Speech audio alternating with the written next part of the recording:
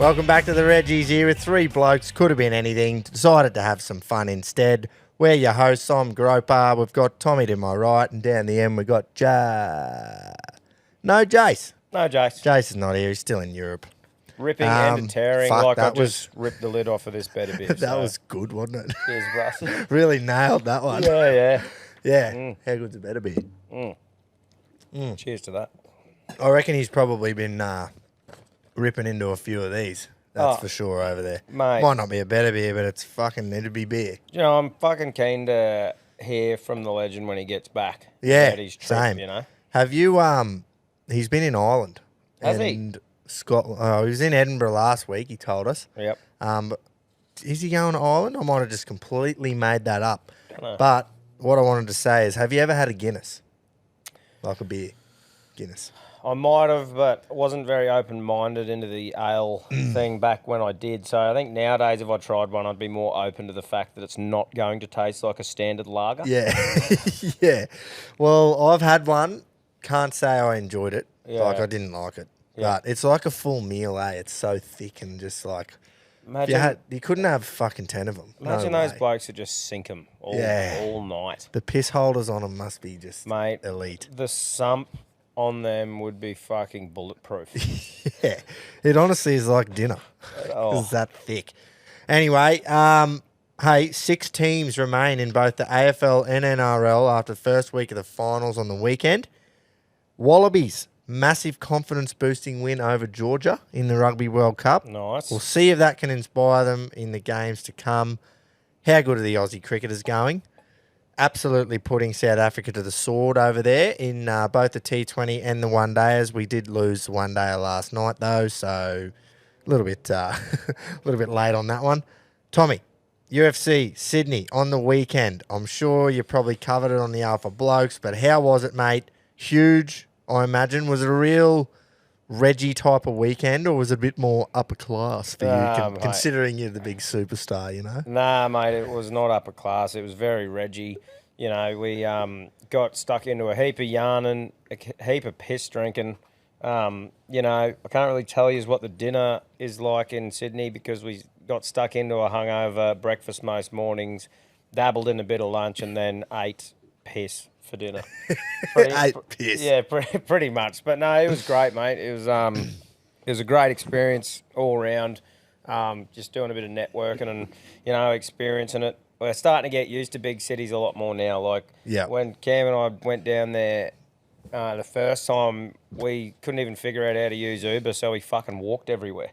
Nice. And now we can use Ubers and have started to adapt and You overcome. can use Ubers. Yeah, That's so nice. So we've gotten better, mate. But look, overall, fucking great time. I was very keen to come home by the end of it. It takes it out of you.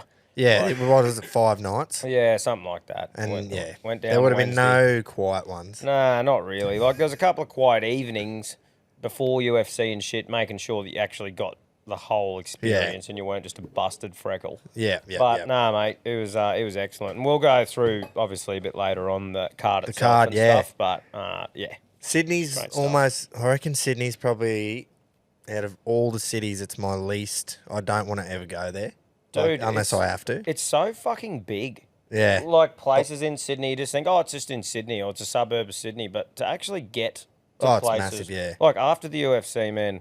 We had the potential to go out to the after party for Bam Bam Sing out at Penrith. Oh, yeah, And miles away. Fucking hour away to get there. And we're like, oh, is it really that worth it? I don't really want to get stabbed in the neck. So it's like you had to make this decision where right at the end of the trip if you're going to do it. But no. Yeah. We ended up going It's the same as they talk about the northern beaches of Sydney. It's fucking miles away. Well, Manly's like a ferry, but it still would be an hour, I reckon, by the time you left the harbour and got to Manly. We went and had a little suss at Bondi for a couple of hours. Had a bit of a look there. Yeah, that was pretty cool. It would be great to go there on a hot summer's day. And just see the people, just fucking have a look at everyone getting into their work in the sun, you know? Yeah. But there was these mad cunts, mate, that were walking around in dick stickers still wet, freezing. Was it cold? Oh. Was it? Mate, I only packed a jumper by chance and forgot to bring it down with me both times, so it just tufted. Yeah. but none of us had jumpers. So we were walking around, with just stiff nipples all day. Nice. But awesome, mate. It was great. I had a massive weekend in the yard around home, mate. Nice. I was on call for work, so can't have a heap of beers or whatever in case you get called in. So I got stuck into my work around the house, and the satisfaction you get from that is fucking unreal. Yeah.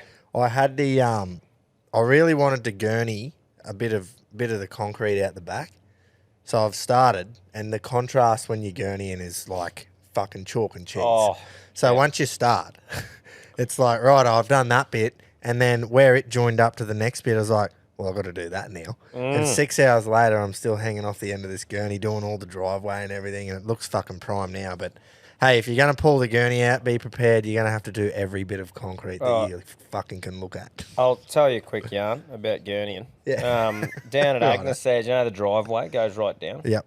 So Mum and Dad just got a new gurney, and Beck loved the idea of it, right? My wife, lovely wife, Beck. She was like, I want to gurney the driveway. And I'm thinking, it's a pretty big job, but wanted to do it and stuff. Anyway, started gurneying, loved it at the start. Got about sort of a third of the way down and must have got over it or whatever. And then, That's it. Yeah, for that day anyway, it was like, and then I'm sort of looking at it going, I never wanted a part of this. I'm like, I'm happy with the driveway. It's all good.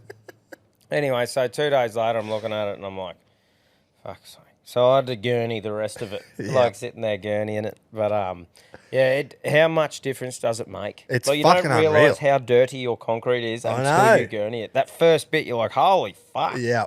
And I could tell how dirty it was. That's how filthy the concrete was. Right. Because there's this tree that the neighbour needs to cut, and it overhangs and it drops all its leaves and shit. Yeah. And then, anyway, once I started, it was like, well, I've got to do this bit now and this bit and this bit. And next thing, I'm out the front when I started out the back. Well, that's good, mate. I'm actually looking forward, because it's winter and the grass, it hasn't rained fuck all. Doesn't grow fuck all, eh? Hasn't grown fuck all. So I honestly haven't mowed in so long, but it's getting to the point now where those bits that are growing is getting a bit of a joke. Yeah. So I'm like, this Sunday, I've just got that new smoker, mate, that the missus got for me for Father's Day, the Traeger. Yeah. So my plan is Sunday, early work, get out, get the yard done, blow off the concrete, clean everything up, and then just do something for a few hours in the smoker Sunday Arve. And I'm fucking looking forward to it. It'll be Perfect. Yeah. After your big weekend, you'll be due. Yeah, definitely. Yeah. Due for something like that, mate. Well, there you go.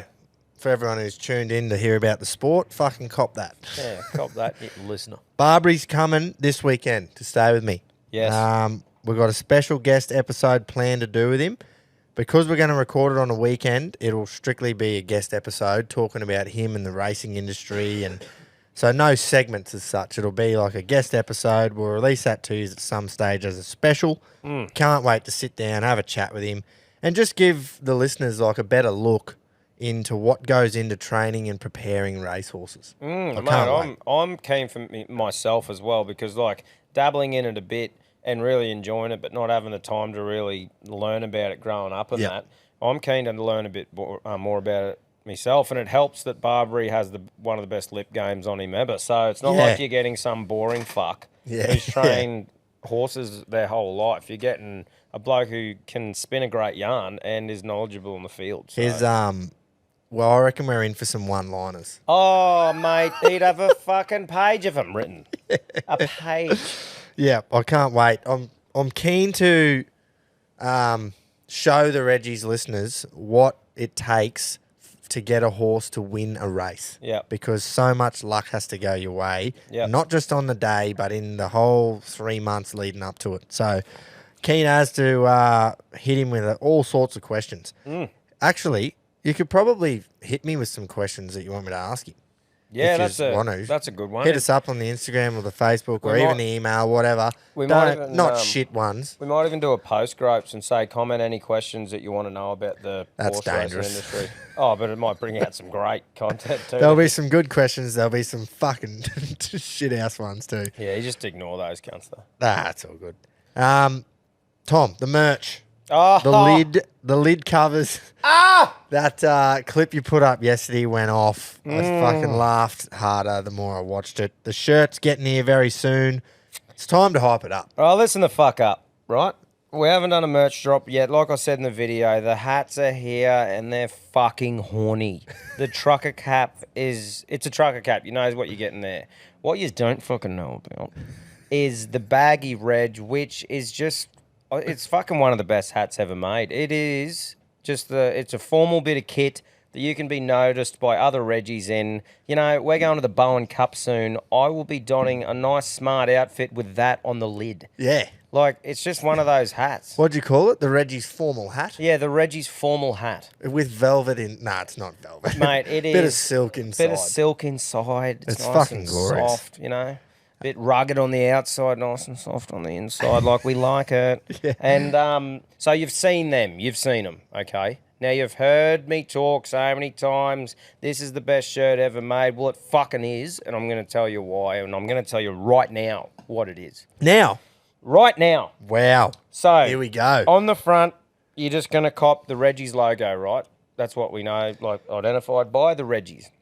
On the back, 2 bits of strap and tape. One at the top, one at the bottom, with one of the best sayings ever to be created. The more ya, the more ya. Now, that will be running across the strapping tape. I'm not going to stop there. In the middle, a nice, bright, colourful, big fucking design in cartoon features on a horse steaming down the straight. One of the most Reggie motherfuckers on planet Earth, the one and only John Daly. Now, John is in his fucking golf kit with his crack hanging out, analog dart in mouth, whipping the fucker home with a 9-iron. If that doesn't get you horny to cop one, fuck all will. Now, that is the best shirt to ever be made, and keep an eye on the socials. We'll probably drop it in the RRLC first, so go and join that and feast your eyes on the best bit of kit to ever go on a rig. Mate, you are kidding. I'm fucking selling them and I want to buy them after hearing that. Well, and wait till people see them. Like, we've put a lot of effort into this. Yeah. Oh, mate, the legend who we get to do our shirts, like, we've maxed out on colours. Yeah. Like, as in, we've put a lot into this. They're not cheap for us to make, but we don't care. These things are just, we were asked if we could change some of the colours so that they were the same as other colours, and we said, nah. Yeah, so we've figured it out. It's happening, and yeah, I can't wait to show you because it's just one of those ones that, like, I'm picturing, right, walking in to a fucking tab, like, or whatever, at the pub. Yeah. And here's our mate in a baggy reg and the Moya shirt on, daily steaming down the flat on a horse, having a punt, getting into his work. That's a bloke I want to have a beer with. Yeah. Fucking, mate, you've sold me. So that's what's happening, people. And Thursday, October 5th is going to be the date of it. That is right? it. So that's the early call for you.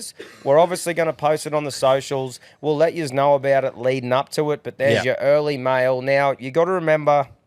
Bit of early mail. You got to remember that this is the first one we're doing. We don't know what to go off, okay? So I can nearly bet me sack on it that all this shit's going to get pumped. We probably can order it again, but I wouldn't fuck around. Yeah.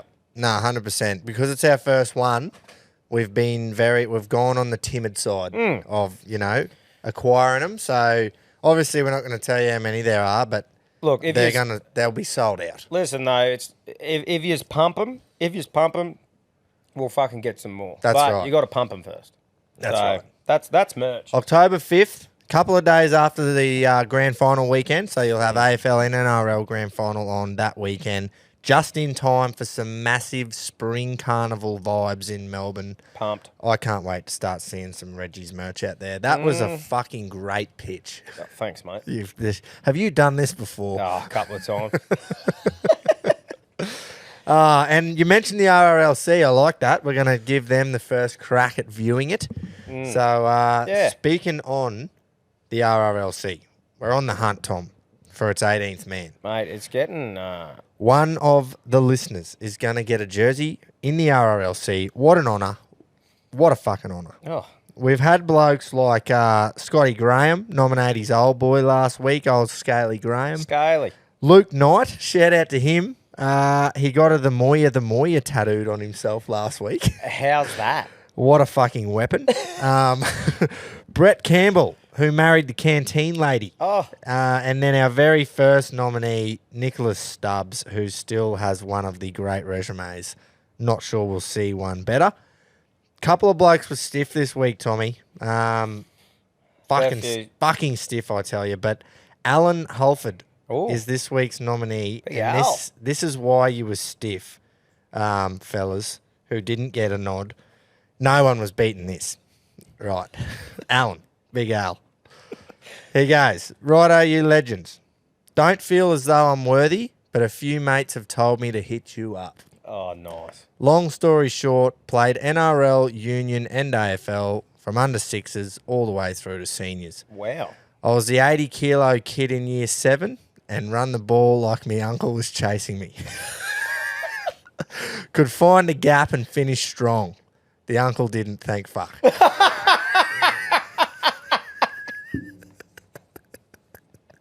Right.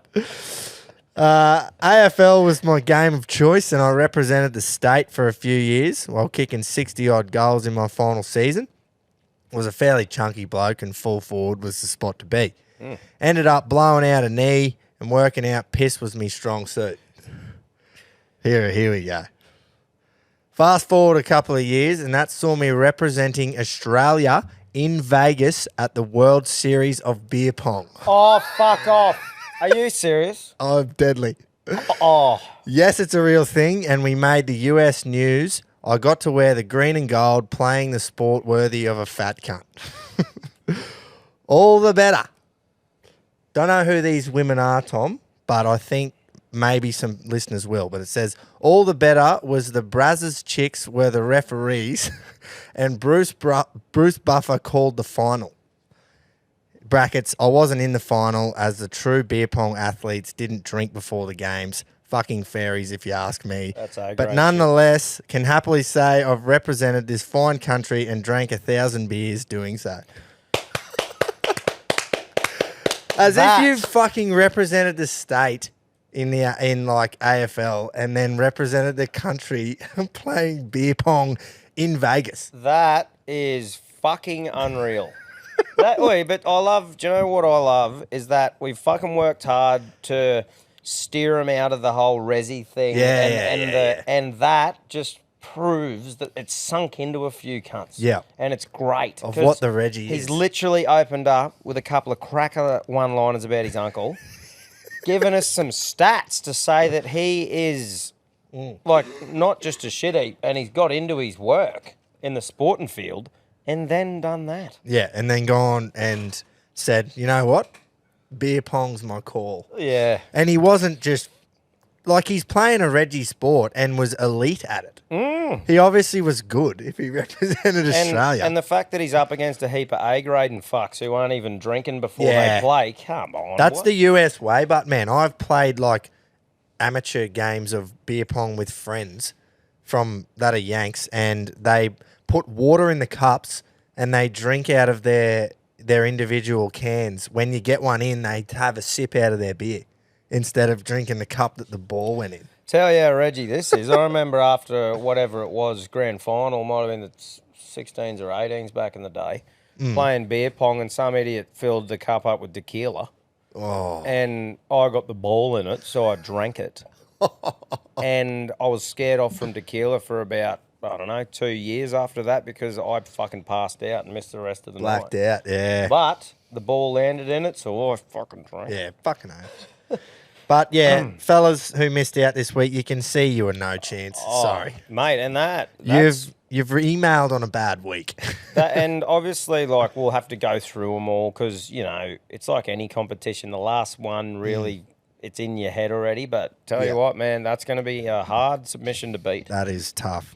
Well done to your mates for fucking making you do that. Yeah, if you're sitting there thinking, fuck, I've got a yarn like that, but I can't be fucked. Shit, bring it in and give everyone a laugh. Well, that's just beautiful stuff. That was fucking glorious, wasn't it? Yeah, it was just great. Righto. Let's rip into some sport, mate. As mentioned, only 6 teams remain in both codes of footy. Yep. Pretty well everything we thought, or pretty well everything I thought would happen, happened. Penrith were incredible. Brisbane were really, really great. Yep. I will say, I think we've gathered that I'm not just a one-eyed Broncos supporter. I think we've established that I'm pretty fair when it comes to, judging. And I said throughout that game that everything that could have went right for the Bronx did go right. All the little 6 agains, penalties inside our own half to relieve pressure. Every bounce of the ball went our way. Melbourne were way off. Yeah. And, they were missing simple passes, didn't seem to click at all. 26-0 is a big score. But every little match-defining thing went Brisbane's way. And thank God, because I couldn't have dealt with another loss to Melbourne, to be honest. I'm glad that that happened, though, for you, and it was 26-0. Yeah. If that had happened and it was like 8-4, and it was like 12-8 or something like that, there might have been a bit of shit, but 26 points unanswered is pretty... Yeah. It was a great effort defensively. And like I said, Melbourne, even their passing was way off. Like Harry Grant out of half. Everything was way off for him, which was fucking great to see because I couldn't have dealt with another loss. Broncos are going to be hard to beat, mate. Yeah. Honestly, it's such a well-rounded team when they're all playing. Mate, that forward pack is just so fucking established now. And they're all what is there? There's 3 players that played Origin this year, and then you got Kurt Capewell, who's that solid on the left edge. And, mate, as much as he's might not be a great bloke, old Stags, as in your old boy called it. He was good, eh? That step try. Inside, boom, score. That is literally just power. Yeah, that was good. And he, I think I've got it in here for a bit later, or maybe I don't, but his defensive game was so good on Friday. I kept noticing him just make big, strong, just manhandling tackles. Yeah. And I was just like, fucking oath, Stags is fired up. He is one of those dudes that when he is fired up, he's very strong and very aggressive. Yeah. As in that aggression of just as hard as he can when he's doing something. Yeah. So, I loved it. Mate, I'm absolutely shattered for Ryan Papenhuyzen. I know. I know. Fractured leg or ankle, man.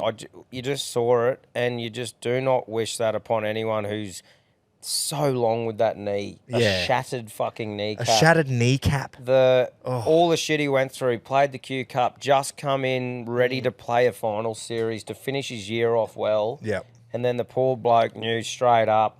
You could see it. Yeah, go on. The referee, man, he just went, oh, okay, and walked away because he could see the bone sort of protruding out the sock. But I think good part is they said the next day it wasn't compound, as in it didn't break the skin, and he should be right to go for pre-season. Well, yeah, so I've got a little thing here from Billy Slater that I read, and it said, by all reports, if it was the other bone in the leg, it would have been a 12-month recovery, he said. So looking at the glass half full, he's going to be in a boot for 4 to 6 weeks, and then he can start wearing weight bearing on that, and he could be back running and training in the new year, which is great news. That is good news for him. So at least it's not like he hasn't come back at the start of the season, misses a heap of it. He misses a couple of games, obviously important ones, but gets the off-season to hopefully get it right and just...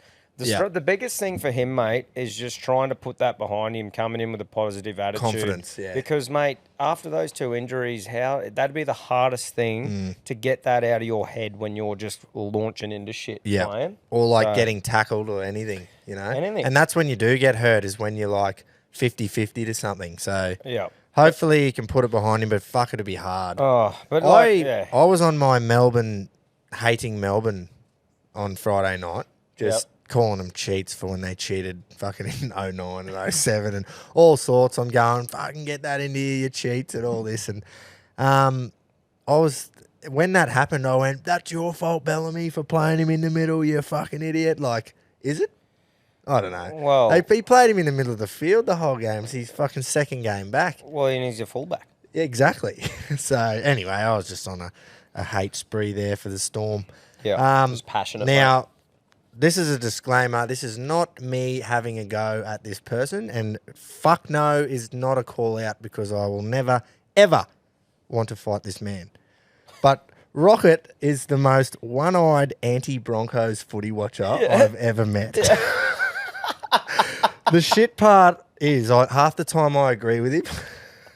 So because he has such a good footy brain. He sits there and he will watch every ruck, every play the ball in a Broncos game and pick up every little 50-50 call that goes Brisbane's way and just fucking text me about it every time.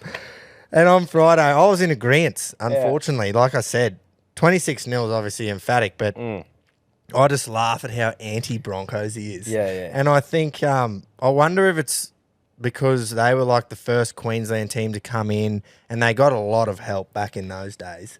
And I know he doesn't really like Bennett. And I don't know. I just think it's fucking hilarious how anti-Bronx he is. I think just whenever everyone loves a certain thing around him and talks him up so much, he'll like be like, hang on a sec, or pick the negatives. Which is where I think I get like the Sam Walker thing from, right? Yep. Everyone pumping up Sam Walker, or I'm sitting there going, well, they're not saying anything about what he can improve on and that. And that's the way Dad's always been, like going through junior rep footy. Everyone would be pumping up this kid, and Dad will be like, "You can't fucking tackle." But he's not saying they're shit. He's saying, "Hey, well, he's not a perfect player." Yeah. So like, and it's more as well, mate. The banter with me good mates and that who go for like the Broncos. But like you said, he will sit there and literally pick every. Oh, bro. It's like, and then he'll say it, and you go, "Yeah, he's probably right." Yeah. And they're like, but no one else is saying anything about it. No. And then like, a very similar thing will happen to the other team and there'll be no penalty and he'll go, where the fuck was their penalty? And it's just like, okay. Yeah. Maybe he can give us a spiel on why he hates the Bronx so much. But, maybe I'll ask him. Mate, I love getting the message every Broncos game about some bullshit penalty that we got. Or do you know what was even better? The bloke doesn't like AFL. Will never watch a game of AFL. But I'm pretty sure that day he might have watched the Hawks and just at least turned it on and sent you a snap of the Hawks losing or something. Did. It was the fucking night after we'd hammered the Dragons. Oh, right. And he supports the Dragons. Did not get a word out of me. I didn't even think to message him at all. And like, it just didn't even come into my mind. I went, yeah, we should beat the Dragons, so I'm not going to harp on about it. And then I just get the bluntest Snapchat the next day, picture of the score going, Hawks are going shit. Or like, how good are the Hawks or something. I just went, is this bloke for real? No, anyway, he keeps you in line, mate. Oh, fuck yeah, he does. It's great. Like you said, he'll just go, everyone's hyping someone up and you can't fucking tackle. Yeah. It's like, I'm not saying he sucks. So that's sort of where I get that sort of thing from, I suppose, with like I love it. The people with the defence. And if honestly, if people didn't talk how good someone was so much and never say, oh, they could work on this or something, it wouldn't happen. But you just, I suppose I got it from him where you look at those things as well. It's good. I love it. Now, the Knights game, mate, was unreal. Game of the weekend for me. I know the Chooks and the Sharks was good and they had the 13-12 field goal, but that place in Newcastle was pumping on Sunday afternoon. Mate, what a fucking exciting game that would have been to be at. Oh, mate. Plenty of points, seesaw and battle. So 16-6 down at half-time, and then they scored 22 unanswered points in about 25 minutes. The crowd was just delirious, man. It was like they've gone from being 10 down to 12 up in 25 minutes, and fuck, it was loud, Kalen Ponga. Red hot. Unreal. Like as in just hitting his stride full of confidence. Yep. It is so good to watch players like that when they are in that mindset. Just in the zone, Oh. When he scored that first try to make it 16-12, it was like Fitzgibbon went to the line, put the offload out, and you could see Kalen in the middle of the field just expecting that to happen, and he was bang there to get the pass on the inside within fucking 2 seconds. He was just so on, and then the try to back that up. And mate, Knights, the same as the Chalks game, digging in when it matters and getting the charge down to stop the field goal. Oh, yeah. Like that effort Yeah. when it's needed most was there. Yeah. And that's what isn't in some teams, you know. Like, well, some teams get the quick play the ball on that, but you could just tell how much it meant to them and they wanted to win for that crowd. Yeah. Fucking oath. It was awesome. You know. Credit to the Raiders, but I think they had every excuse being 12 down to just go, righto, we've lost. Yeah. Oh, and then for sure. they've gone and scored 2 late tries, mate, and put it back to all square. Yeah. I didn't realise that. I thought back and I thought maybe I did know that, but when they said it's not Golden Point, Yeah. I went, oh, fuck, I didn't know that. And then I thought, oh, maybe I did, but I like that. I Yeah. fucking love it because then a side can't just get marched down the field with a penalty in the first set, kick a field goal and win. Yeah. I wish they had that in the 2015 grand final. Yeah. But Mate, this is what I reckon is the difference between the Panthers and Bronx and the Knights, right? Bronx put 26 points on. Penrith put 32 points on. Knights put 30 points on. So the attack's there, right? The Knights let in 28 points. So the difference is big difference is there for me is in the defence. yeah, for sure. So, defence win footy games for me, that scrambling, effort and grit to not let a team score. Yeah. And how exciting that game is in that, it's just, I just can't see the Knights beating Broncos and Penrith just on that. They just let too many points in. Yep. Where those two teams don't. Yep, I agree. I think I'm hoping that this weekend's going to be a little bit of the same sort of style of game between the Warriors and the Knights. Because the Wars love to score as well. So yeah, well, that's my tip. I got a little just side thing on the punting later, trying to redeem myself from an absolute shit the bed the last week. That's all right. What do you do? But yeah, because I feel like the same thing. I reckon it'll be an exciting game like that where there's heaps of attack and points. Yeah, a similar sort of thing. What were your thoughts on the Sharks versus Chooks? That was probably the game I watched the least of because I was Yeah. at a mate's watching the Lions. But just before we move on, I just want to comment. I know it wasn't his fault, but scores are level. We're just about finished the first bit of extra time, or like the 10 minutes of extra time. Yeah. And then little Ashley Klein. Didn't hear, but barely noticed him in the second half because there was that much going on. There was fuck all for him to do because they were scoring tries left, right, and centre. Minute to go in extra time, blows a penalty in front of the sticks for offside. And I know they were probably offside because it was broken play and they were trying to get back on side. And Hudson Old was fucking miles offside and he ends up charging the kick down or whatever happened. But I'm just going, why did it have to end on Klein? Yeah, You I know? know. It was, fuck it shit me. I was like, this has been such a good game for the neutral to supporter to watch. And then it ends on old Ashley blowing a penalty. Literally couldn't have, he was 2 metres out in front of the post and he blew it. And he had to because he'd waved 6 again. Yeah, right. Because he was offside, he'd waved 6 again and then Ponga got tackled and dropped it. So I was like, fuck, I've got to fucking blow a penalty. Yeah, right. So, I don't know. Yeah, I was annoyed, but I was also like, yeah, you watch the replay and he was fucking 3 metres offside. So It is a penalty, but you go, how many of those sort of get let go and the game gets decided by itself? Yep. I suppose you don't know because you don't really see that unless it's a penalty blown. But yeah, it's hard, eh? He always seems to slip in somewhere controversial. Yeah. He did fuck Ashley. all. The whole second half, it was perfect. Because he didn't have to because they were just scoring length of the field tries and shit. Yeah. Anyway. But yeah, look, Sharkies with another early exit in the finals, eh? And what a strange season for them, I Very reckon. strange. Because, I don't know, they were scoring massive points for fun at the start and we were all going, how good's their attack? And then they had that slump in the middle. Everyone wrote them off. They found a little bit towards the end, but I think we could all see that result coming. Like, it's easy for us to sit here now and say, oh, we could see it coming, but I reckon we kind of did. You know, so I don't know. If there was going to be an upset, it was that game. Chooks in form and, wasn't convincing, but the Chooks were in far better form than the Sharks. Yeah. What do they do to improve that sort of side of things? I suppose it's not the worst result ever because they still got to the finals, but they should have done better than that. Yeah, I suppose you look across the park and you think, where could they improve? And I don't think there's anywhere except maybe the hooking position or maybe Will Kennedy's not up to it anymore. Well, I was going to say, but Will Kennedy hasn't been playing. Yeah, It's been Connor Tracy, yeah. which Will Kennedy's a very, elusive player Yeah. in there. So, yeah, I don't know, mate. Because they've got a Fitzgibbon- couple of gun wingers. They've Yeah. got Hines, and Hines doesn't need some guru fucking 5'8". Got a good forward pack too. Yeah, They've exactly. got a solid forward pack. I reckon I don't know. Fitzgibbon's I reckon he seems like a fucking clever bloke who's Yep. been in the Roosters system with Trent Robertson for ages. Yep. Always been a professional through his career. I reckon, like, they go to the off-season, they put in the fucking work, man, and I reckon next year they will go well. Yep. Because they've got the roster there. They've got a bloke running the show that's clever. Yep. You got to remember he's still young too. Yeah, as far as coaching. Oh, Nico, and Fitzy, yeah. Yep.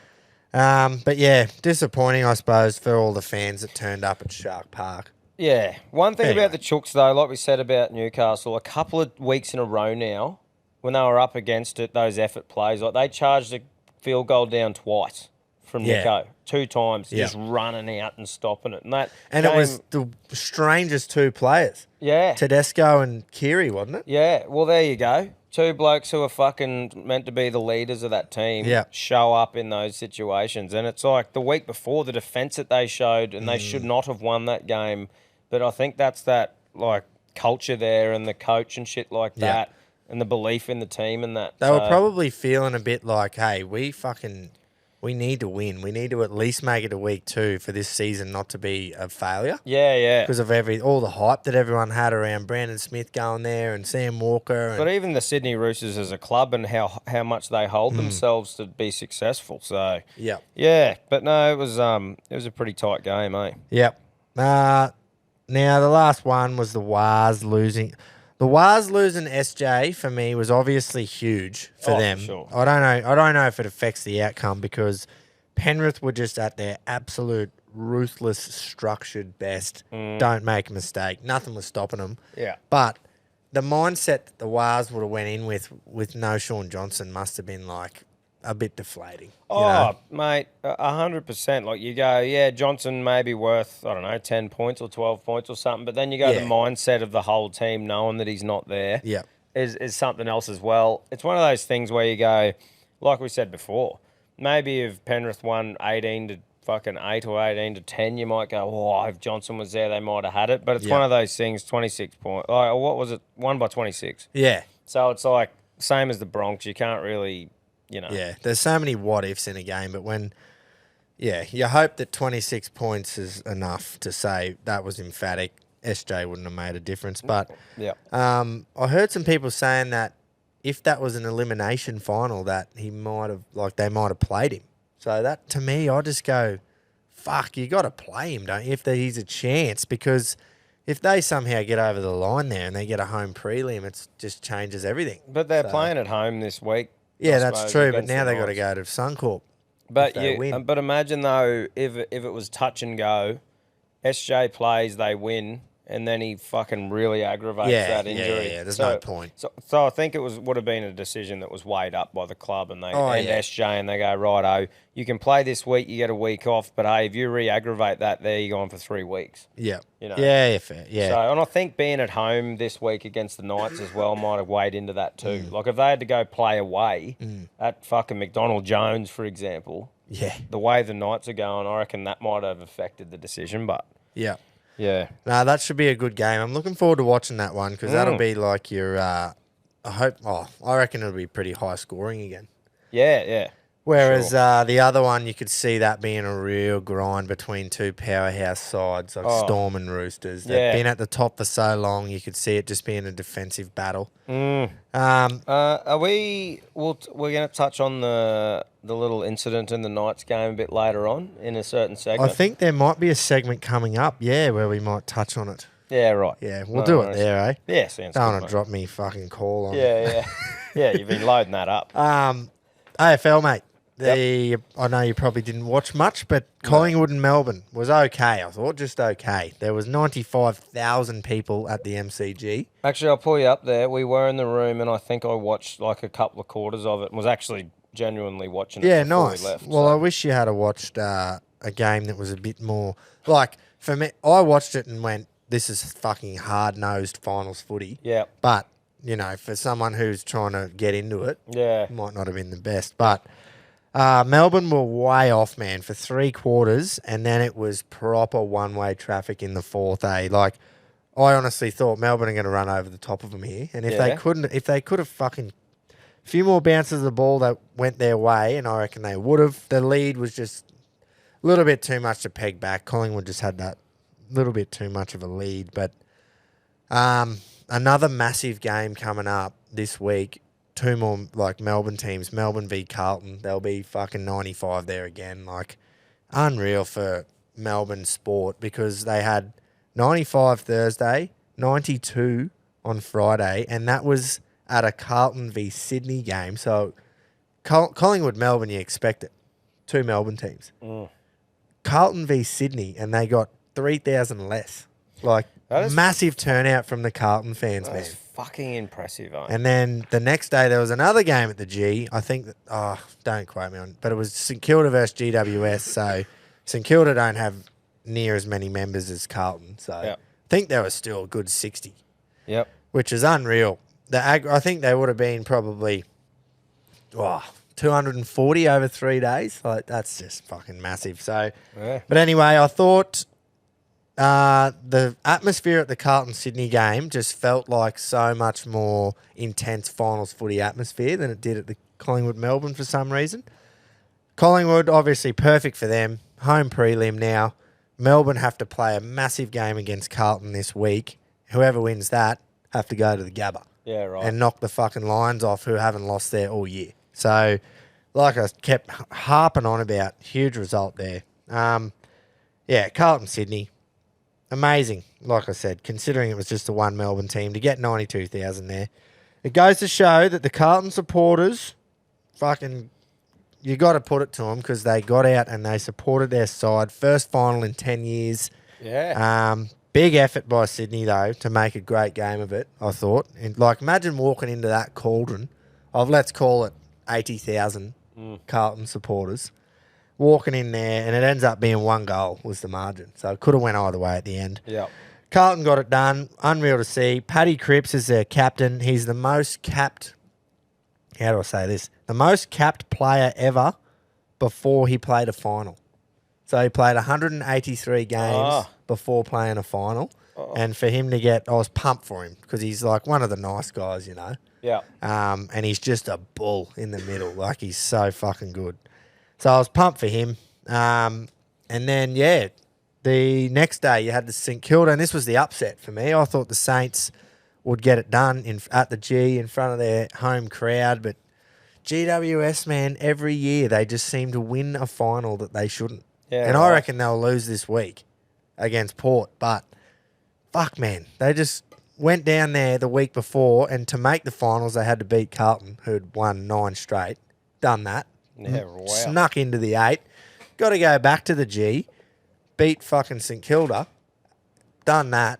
And I just go, well, what if they show up against Port? Who knows, eh? Well, that's the fun shit about finals, mate. Good on them. Yeah, good shit. And then we finished off on Saturday night with the Lions up against Port Adelaide. Another huge game with the ramifications that come from that. Brisbane, 8-1 in the third quarter. Just steamrolled them in the third and fucking secured that. 8-1. Yeah, it was awesome to sit there with 2 Lions supporters watching it because one-way traffic. It was just goal after goal. It was awesome to see from that perspective. And, they get the home prelim now. They'll either play the winner of Melbourne and Carlton at the Gabba. They get the week off. So this is where I don't know about the AFL's structure where they last round of the season, then they have everyone has a week off. Then they start finals because now Brisbane and Collingwood, they're going to have played 1 game in 3 weeks. Yep. So sort of kills momentum a little bit, I think. It's that's pretty good to stop to make it exciting every game, having that week off for everyone and they all know it's happening. Like before finals, so you don't rest anyone. Yeah. I suppose there's positives and negatives to that though. Like I enjoyed seeing those young fellas get a crack when they rested everyone and you get to see the future players coming through. Yeah. I think it's a good idea though if they want they want everyone firing. Yeah. That's it. So you give everyone a rest and the quality of footy should improve, because no one's fatiguing out and shit like that. So I do get it. Yeah, I suppose the other aspect of it too is if you've gone well enough to not have to get the 2 points like a Penrith or something, you can afford to rest players, and that's because you've done well. But well, that's right. At least there's some benefit to fucking finishing top of the ladder because other than that, like the Bronx didn't even care about the minor premiership. No. And it was like, what? Yeah. Fucking hell, we could be the side that finishes top of the regular season, which is in other sports, like we've harped on about it a bit. Soccer over there in Europe, that's what they play for. Yeah. They've got all the different knockout formats as well. Yeah. But nothing means more than winning the league. You've had to play every team twice. Yep. One home, one away. Yeah. And whoever's on top, fucking, you're the champion. Which, you think about that. We've grown up with grand finals and stuff, and I fucking wouldn't change it for the world. But if you actually think about who the best team is, it's the cunt who fucking wins the most games. That's right. But it's too hard for us to do. Like, you couldn't play everybody twice, one home, one away. Like, that's too many games. That's right. Whereas, obviously, soccer being a different sport, it's mostly just running around.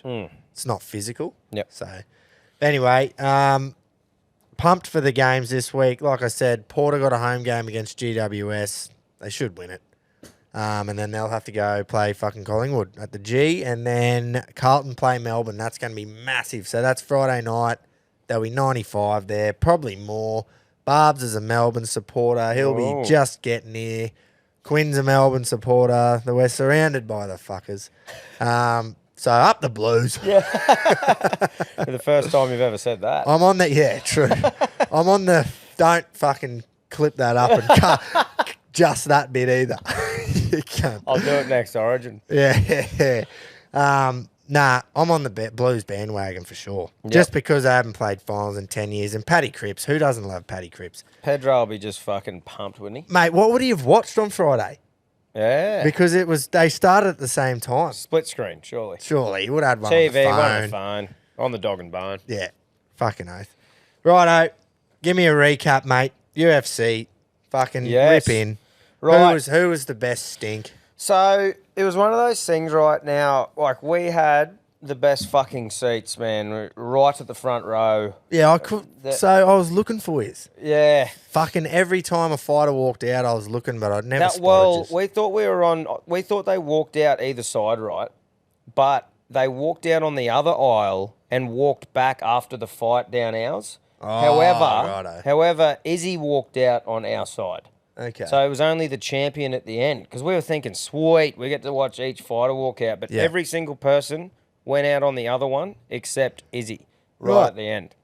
But anyway, that fucked it for him. It was still great. Like Dana White walked past fucking all the deadly diggers, like kept going past Gaethje and Sterling and all these people. Yeah. So it was pretty cool seeing them. And literally before the fights, there was all the security standing there to make sure no weapon ran into the ring. As soon as the fight started or round started, they all sat down and it was just clear. Yeah, prime. Mate, one of the best things that I saw from a point of view where you don't see on TV is Bruce Buffer, before he gets up there, is just frog hopping, dancing, bouncing around, like proper squatting down and fucking punching out and shit, like warming up, ready to rip in.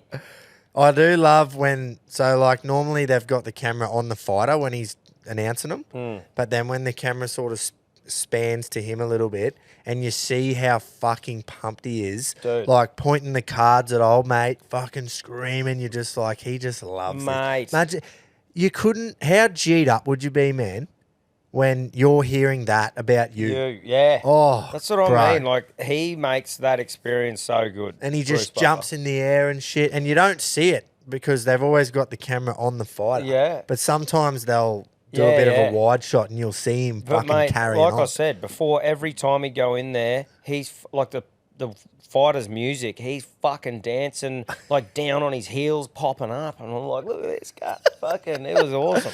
So, but what I'm just going to say is, like, it was great. Like, the event was great. But coming from Perth, when the whole of Rack Stadium was on their feet screaming till they didn't have a voice, when Volkanovski was over the top of fucking Islam in the fifth round, just pounding him. Malaki won, Jenkins won, Della Maddalena won by knockout, Tafa won by knockout, Volk we thought won. So that whole night, the first UFC experience, was just that fucking good that I think it hasn't fucked it for me, but it's going to be very hard to get that same feeling walking out. Yeah. And then, like this one, man, Jamie Malarkey got the win. I think it could have gone either way, sort of thing, but I was pumped to see him get a win. Jack Jenkins was going pretty good, and then he got like slung over and fucking broke his elbow or something, man, on the ground. It was pretty crook. So that was a bit of a dampener in the prelims. And then, like, the main card, mate, couldn't have started any better in the main card. I know, how good because, like, Tyson Pedro getting the win, like knockout too, just bang, hit him, and it made up for his performance in WA where he had gastro. Yeah. So that, great start.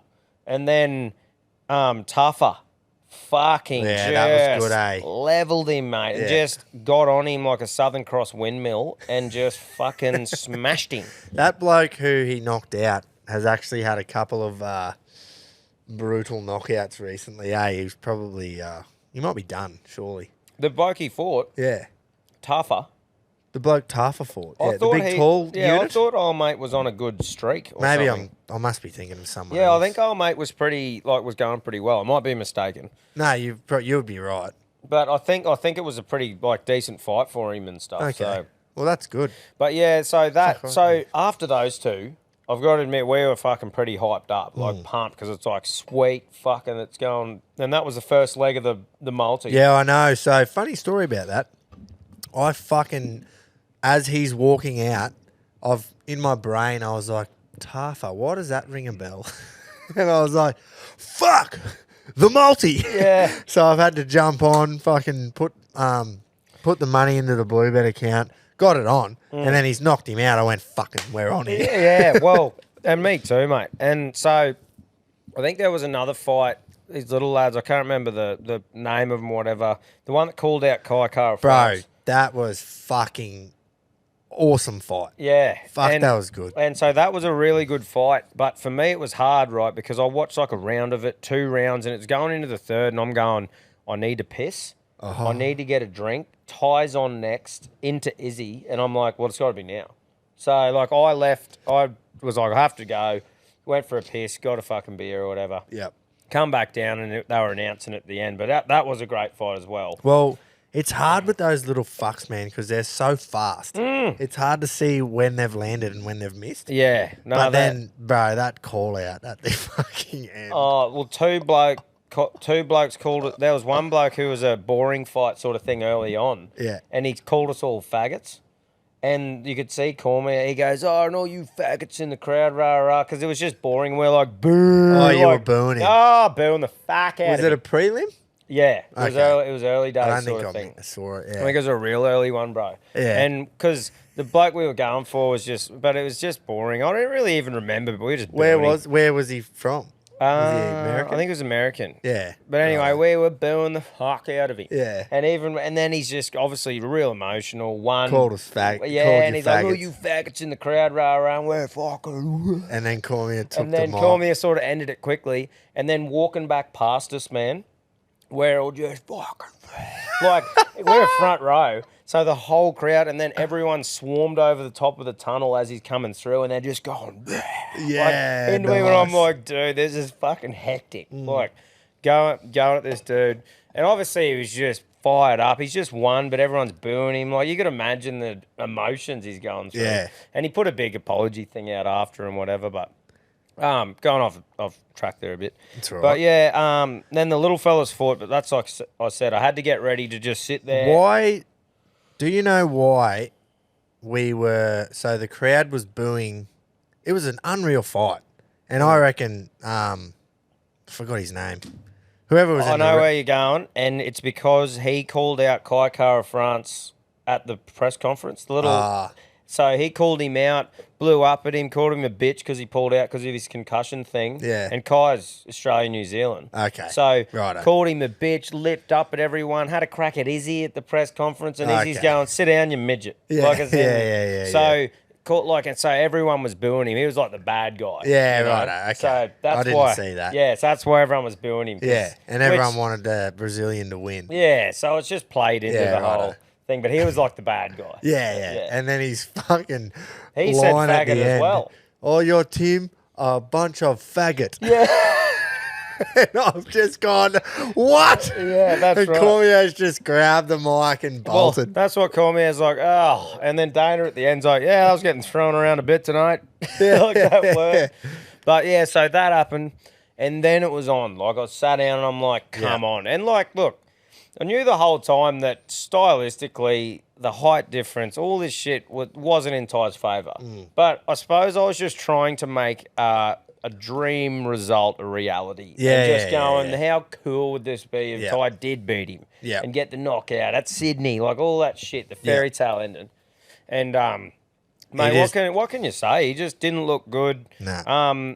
You could tell he come in with a game plan to attack the leg, which hopefully got him back off the front foot or something. But the problem was, every time he landed that head kick, he got a fucking sledgehammer to the calf face. kick. Every time he landed the calf kick, he got a straight right. Just an right on the absolute peak. smoke down the pipe. And it just wasn't working out for him, man. Yeah. And, you know, I don't really know now what really goes for, like, what happens with Yeah, Ty. I don't know. Because, When he got taken down there, so he went for the calf kick, old mate's caught it. And I was like, oh, maybe that was the way to do it, is go for the kick again and then throw a big bomb or whatever. But it would have been hard because he was throwing the kick heaps and you copping one straight on the beak. Yeah. So, yeah. I just wish he just stood there and traded. Like, copped the same amount of punches, but those kicks were just fucking wild bombs that maybe clipped. Yeah. He did have a bit of a red calf, but, yeah, fucking, I don't know. Yeah. But It anyway, was hard. so, It looked like an amateur fighting a professional. and, mate, That's what it looked honestly, when it finished, you could hear a pin drop. Yeah. An absolute pin drop. Yeah. So, like, after those couple of early ones, Yeah. it was just like, because that was the main event of the place. Yeah, like, as in definitely. Izzy Yeah, Strickland, yeah, like, there was all that shit, but Ty. Like, that was the main event. So it was very deflating for the whole crowd. Yeah. For that to happen. Yeah, fucking And then oath. you're like, fuck, man. And not even like a fight where he was winning a bit or he landed some. Nah, he just got bashed. Yeah, so that made it a bit deflating. He was deflated, eh? Oh, mate, he's Like, shattered. he got up and he was like, fuck. Like, he just didn't, he knew that he's like, I don't know. I did not know what to do. Yeah, man, he was shattered. Yeah. And like, fucking, he had a crack. That's all you can ask him to do. But I suppose it was just wishful thinking, I suppose. Yeah. Like, on my behalf. But I'm like, well, fuck it. Like, Why'd they make him fucking fight him? There. Yeah, I don't know, man. It's just all with the rankings. Like, him beating Derek Lewis. Yeah. And going on that run, put him like, I think the top that he got was third. Yeah, so yeah, he yeah. has to fight those cunts. Yeah, yeah. And Volkov was, I think he's in the top 10, but he's down a bit. So He was one under, I think. yeah, so it sort of made sense in the rankings, but it's Yeah, just Ty landing that one stylistically. shot, Yeah. you know. But Which is a shame because, yeah, he just didn't get near him. nah. So anyway, But the main event, mate, what a fucking Dude. absolute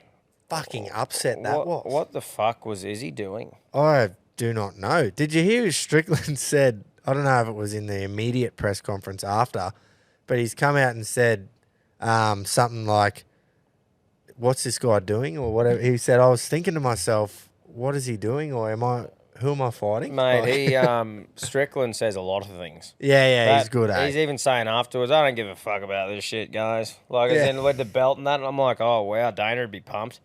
Like, and he goes, Dana and that'd be going, fuck's sake, how do we let this guy win this shit? Like, but, mate, honestly, the problem was too, right, the starting it off like that, Ty loses, and then, honestly, even though it was an upset, like the first round, I thought Izzy was fucked. Yeah. Like, up against the cage, but the rest of the 4 rounds, even though Strickland marched him down, it wasn't really entertaining. Nah, they didn't do fuck all, Fuck did they? all. It was just a stand up fucking man boxing match. Yeah. Like, you know, with not much going With on. Izzy just doing weird shit. And I've got to admit to you, man, middle of the 4th round, I still thought Izzy will land that fucking big shot, put him down and that. Going into the 5th, we literally said to each other, he literally needs to sleep the cunt. Otherwise, Strickland easily wins this. Yeah. Got to the end and Strickland, gloves down and Yeah, just going, what the- how fucking good was and that? that fired me up. I'm like, wow, he just bitched him. Yeah. Like, as in just walked him down, going, fucking come on. Fucking fight me. Yeah, Basically, he was yeah. like, "Can you please stand here and fight me?" Like, Yeah, so- fuck, that was awesome. And, mate, so, you know, overall, great experience. But yeah, it was just those couple of things. Like, put it this way: if Ty wins by knockout, totally different story. The Yeah. place is probably fucking Rocking. just Yeah, rocking. Yeah. Imagine it. But mate, like I said, overall, it was a great thing to experience and go to. The UFC just runs such a good event. Yep. Obviously, the best in the world at what they do. Yep. And yeah, no, it was great stuff. And it'll be interesting to see what happens in that division now. What I reckon would be the dream is, right, Strickland fights 2+3, 5. Dreykus Duplessis. Yeah. Dreykus beats Strickland. Then Izzy and Dreykus fight for the belt in Africa. Oh, yeah. That'd be cool. Which, imagine that. The whole, you're not a real African, you Yeah, are yeah, this yeah. fighting in Africa. I wonder where. Who says who's not a real African? Well, I think 2+3 says it about Izzy. 5 says it about Izzy because like he's been to China and this and that and sort of. He used to fight under the New Zealand flag, didn't he? Well, he's in New Zealand now, living there. So it's just. And Dreykus, I think, said that I'm living in Africa. I breathe African He's air. South African. Yeah, that's right. So I think he's playing on that and that. But I mean, what a narrative to bring Israel back.